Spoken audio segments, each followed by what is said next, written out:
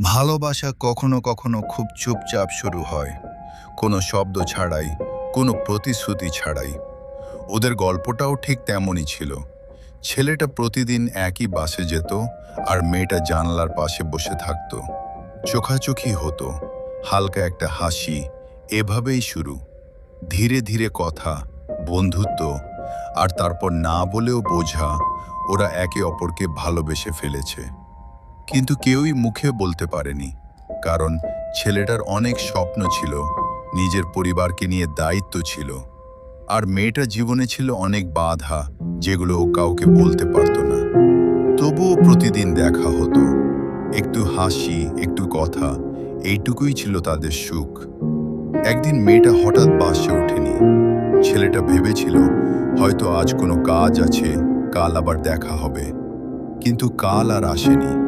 দিন কেটে গেল, সপ্তাহ, মাস, মেয়েটার কোনো খবর নেই।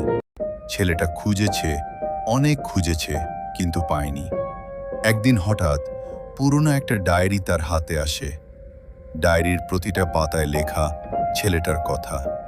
শেষ পাতায় লেখা ছিল, আমি জানি তুমি আমাকে ভালোবাসো, আমিও বাসি, কিন্তু আমার হাতে সময় নেই।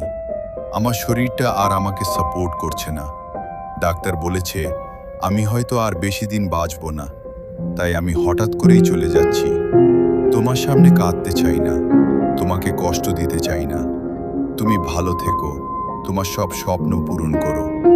আর যদি কোনোদিন আমার কথা মনে পড়ে, তাহলে আকাশের দিকে তাকিয়ে হাসবে, কারণ আমি সেখান থেকেই তোমাকে দেখব। ছেলেটার চোখে তখন জল, কিন্তু মুখে একটা হাসি, কারণ সে জানে ওদের ভালোবাসা শেষ হয়নি, শুধু অপূর্ণ রয়ে গেছে।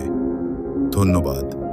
যদি ভিডিওটা ভালো লাগে তাহলে চ্যানেলটা সাবস্ক্রাইব করতে ভুলবেন না।